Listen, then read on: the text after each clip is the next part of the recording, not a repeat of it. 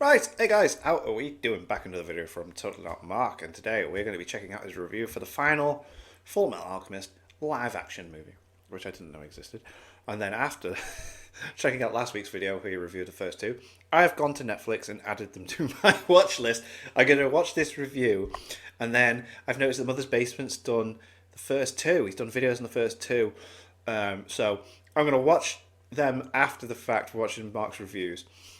And then see what Mother's Basement thought, because I just thought it'd be funny. They seem atrocious. So let's see what he thought about the final film, shall we? Live action Fullmetal Alchemist literally broke me. Oh god. My main hope, above all, is that somehow the third movie upholds the tonal improvements of this film while also delivering a legitimate story with actual stakes and character writing. Things did not go according to plan. No. It's hard to even know where to begin with this one. Let me give you a frame of reference here. As I am writing and recording this, I watched the movie 6 days ago. And while I did do some top secret office remodeling in that time, I really just spent this entire time trying to come up with a way to talk about this movie. Usually for me, I go to watch the movie, then I write, then I record the next day. But not here. Not with this monstrosity. So strap yourselves in and strap on, folks, because whether you like it or not, we are going on Netflix's wild ride with Fullmetal Alchemist, the final I'm really Alchemist, intrigued. which is just the weirdest. I don't like the title.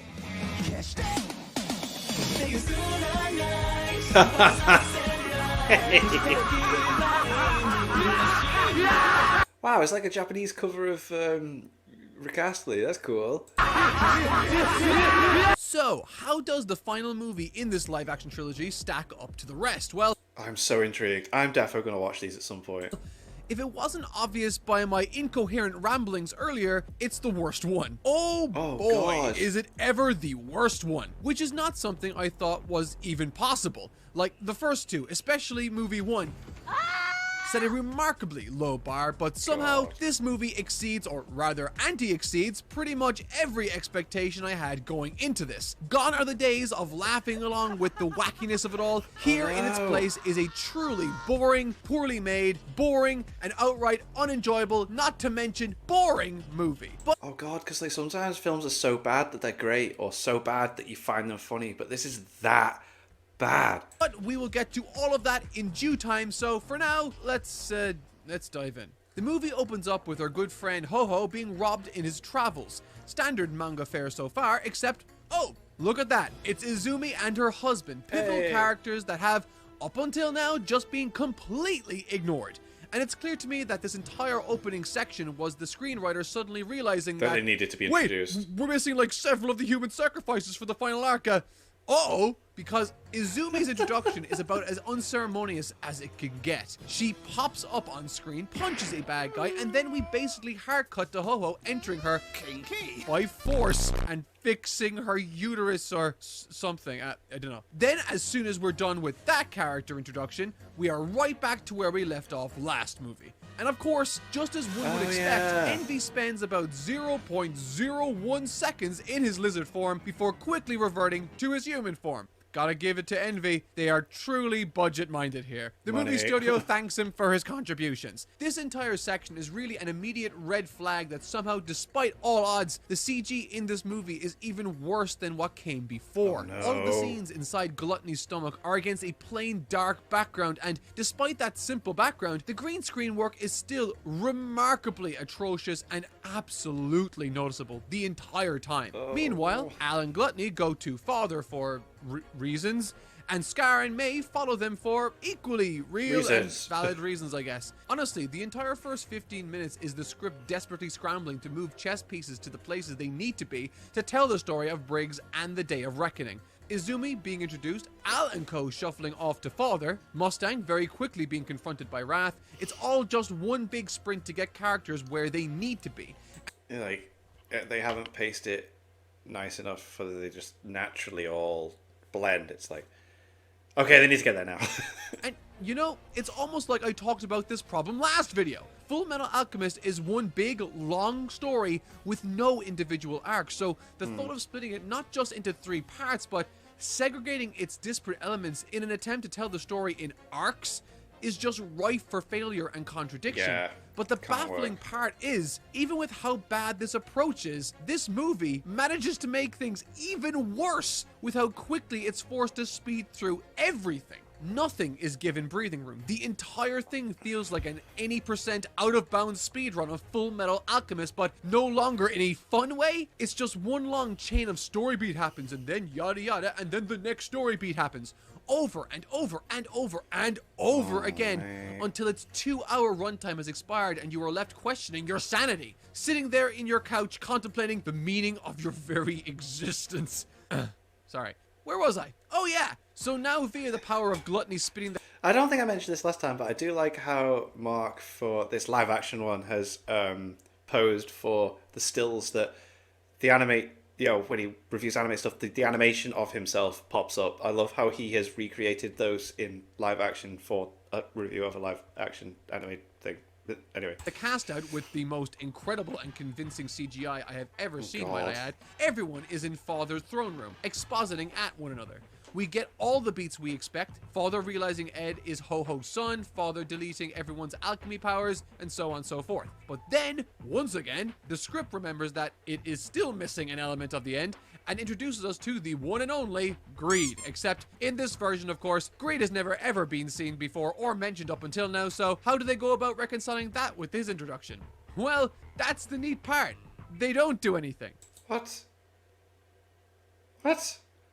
Father oozes out some McDonald's sweet and sour sauce from his head, drops it in Ling's conveniently placed cut, and then Greed just pops up like, "Hey guys, it's me, yeah, I used to exist off screen, but now I'm here, give me your body." And No. What? No. What? No. thus Greedling is born, and oh man, let me tell ya, the amount of cringe anime guy vibes from Greed are immense. Dude looks like he's part of one of those TikTok cringe compilations, and also, am I going insane? Does Ling have freckles now? Does Greed carry with him the magical power of freckles? What are the implications of this? Did I miss some deep freckle lore? Oh no, I'm about to lose my mind a little, and we're only 20 minutes into the movie. Ever late to the party, Scar may show up and perform an hilariously poor attempt at saving the day. Scar does his best Beerus impression, and May is promptly dispatched by a single unconvincing punch from Gluttony. Incredible work, folks. Scar decides to retreat and uses Al's head to ignite the dust in the air via a spark. Oh, okay. This one actually breaks my brain. Like, for one, what? But, like, even setting aside how insane that is, doesn't Scar know alchemy? We've Yes. seen him blow shit up before, so why, I don't understand.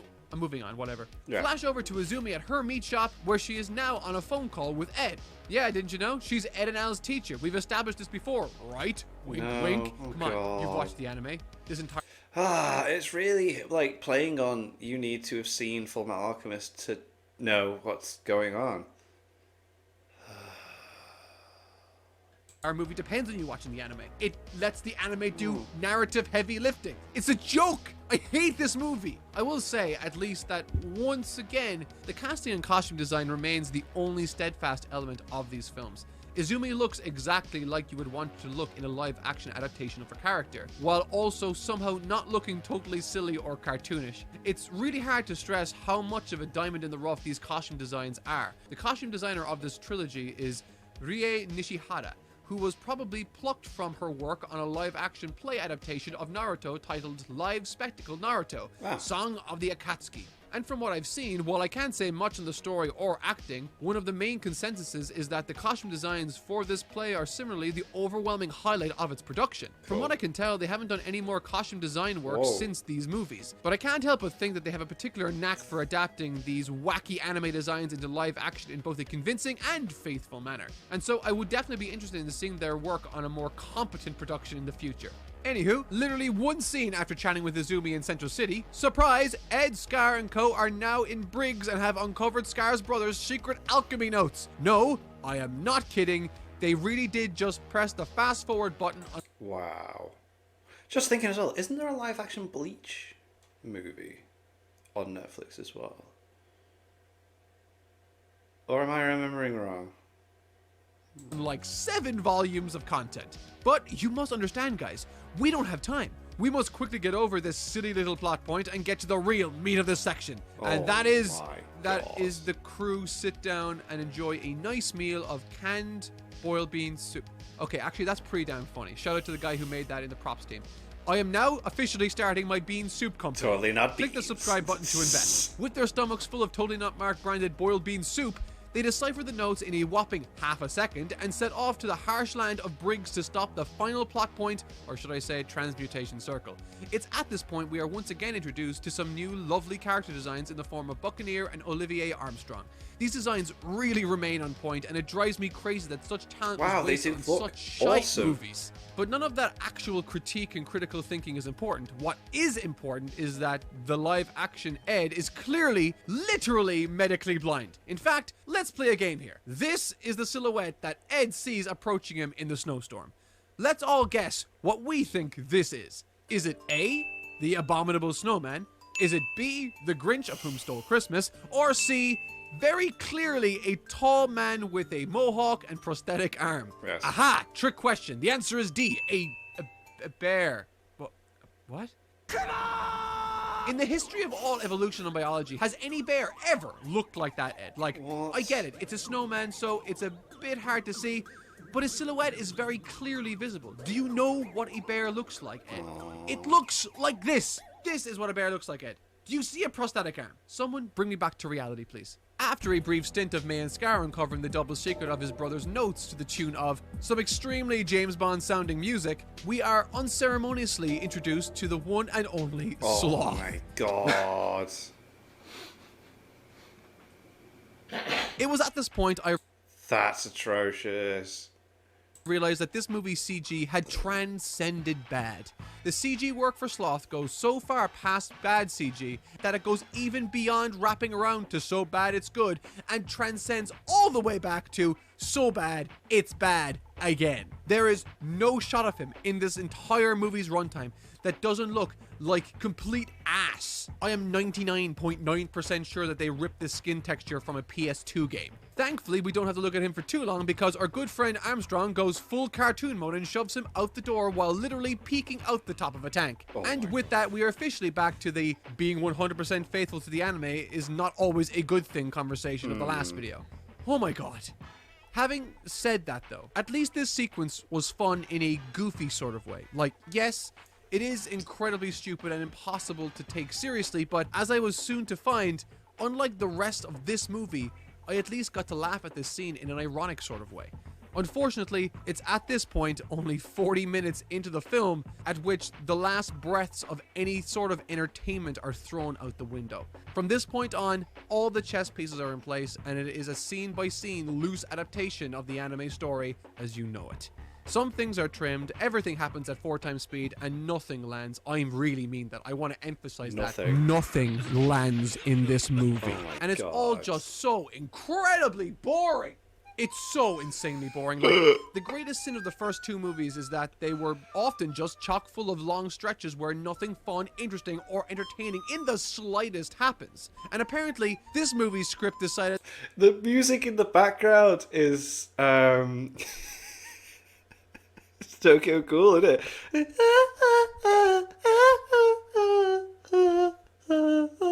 Isn't it? Isn't it? Am I wrong? That those elements were actually the trilogy's strongest points, because it goes all in on this idea. Whatever you could possibly imagine the remaining 80 minutes of runtime could look like, that is in fact exactly what this is. You nailed it. Fantastic. Great job. Gold star. And legitimately, it left me sitting here thinking, well, what is even to be talked about here? This movie brought me to a complete existential questioning of my value of reviews and videos of this nature to begin with. Like, yes, I could sit here and go through the blow-by-blow of so much of the rest of this, talk more about cringy Winry flirting, how despite a complete lack of character, Armstrong remains that bitch, or recant the bits with Ho-Ho living his life with Al for a bit before launching into a 10-minute long flashback about the dwarf in a flask. I could talk about how Salem... I might be wrong about the music now, or maybe it's gone something else, but it's quite distracting. I'm trying to listen to what he's saying, but I'm also trying to figure out the music. Is revealed as Pride in a completely unceremonious way without any actual build-up to the mystery, leading to the biggest dropped ball in this entire trilogy. Pride getting captured extremely easily with Al, the siege of Central City, the Armstrong versus Sloth situation, zombies, the brutal owning of Mustang versus Henry, Wrath versus Ling, etc, etc, etc. I think the reflective point I'm trying to make might be clear by now. There is nothing more worth to talk about here. It is all the same. There is absolutely nothing of value to be extracted from talking more about this movie and series as a whole. And that's exactly what I spent almost an entire week straight grappling with here, as I alluded to at the beginning of this very video. This final installment in an already abysmal trilogy has brought me to my own door of truth. It really leads me to contemplate the very nature of reviews and video essays like this. Is the actual value some sort of legitimate insight reviewers and essayists bring to the table to help the layman appreciate and understand works of fiction? I mean, I've certainly read countless books on the fundamentals and deep depths of storytelling, screenplay writing, blocking, lighting, whatever. But if that is the value of these videos, then there is indeed nothing left to be said here. Because there is nothing to extract, no deeper meaning to design, no lessons or critiques to be had that I didn't already discuss in detail in the last video. But perhaps I'm wrong. Maybe the value of these videos is simply as a form of supplementary content. Folks consume a piece of media that they enjoyed and resonated with, and That's where he sees Mac doing the dance in the prison, isn't it? And It's Always Sunny. Oh, I actually did shed a tear at that. run to YouTube to find other folks talk about in detail. I think that is the value of a lot of video essays, even the ones that purport to have deeper meaning. But again, if that is the case, I'm right back to the well-being drive for this movie. The movie adds absolutely nothing of value that isn't already existent in the original manga or anime, so what is left to say? Perhaps, I thought to myself for a while, I could just make the video simply a fun little romp through the many, many failings of the movie.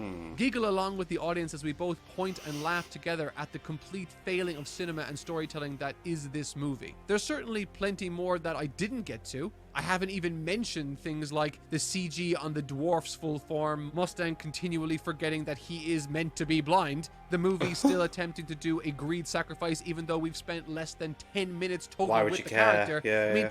the list goes on, but is that actually fun? At a certain point, I can only spend so long pointing and laughing before it loses its worth, before it starts to feel masochistic, not to mention deeply mean-spirited towards the folks who no doubt worked tirelessly for many years to bring these movies to our screens. At a certain point, I think the fun in that sort of thing evaporates into nothingness. So then, at the end of this 6-hour trilogy, having known long ago that these movies are bad, the greater question remains, how do I cover this?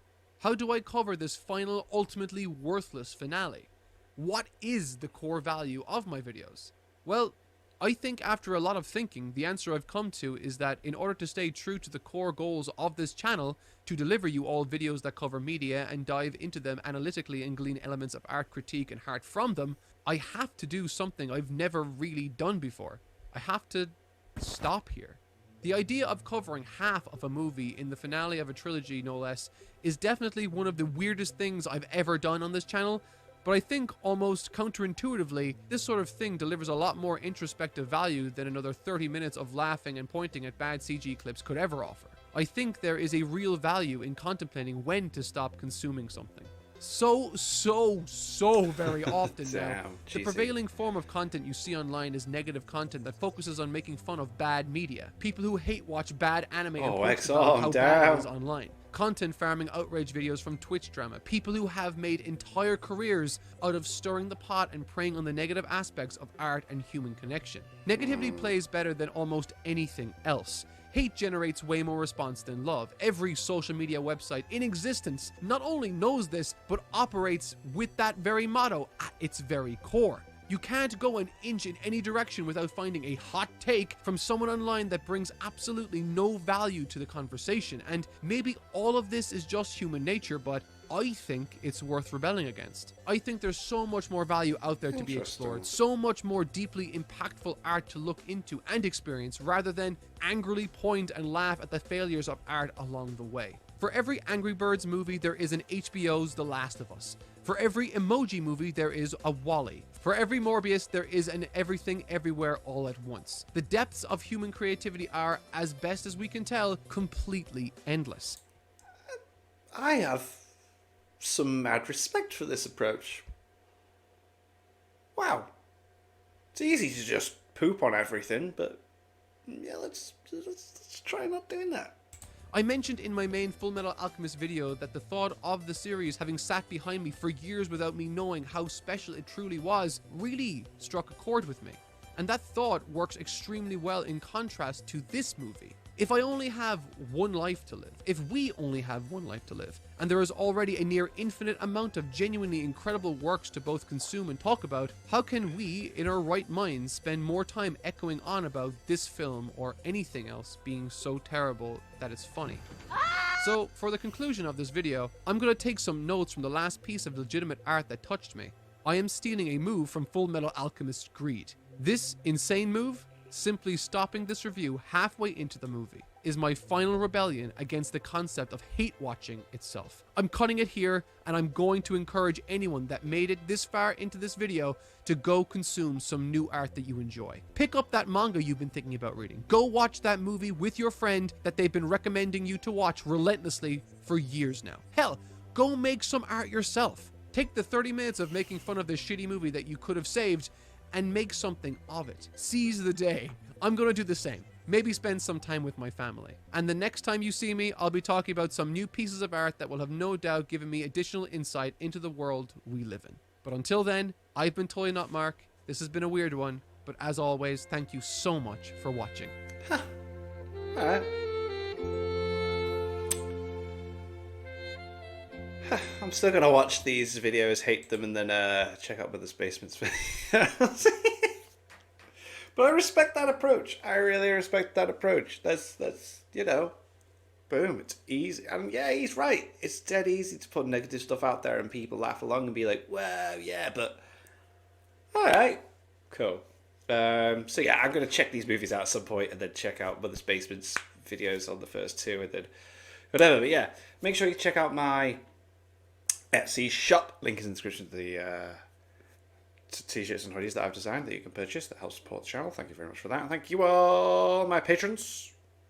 Sorry, distracted. Thank you to my patrons. If you want to have your name at the end of every video I upload, link in the description to the Patreon page. $1 a month is our support channel. It's greatly appreciated. Thank you guys for that. Thank you all for watching. What do you guys think of that? What do you guys think of this? Click like, subscribe, or leave comments down below. Let me know if you watch custom future videos. So you guys, all you guys, next time.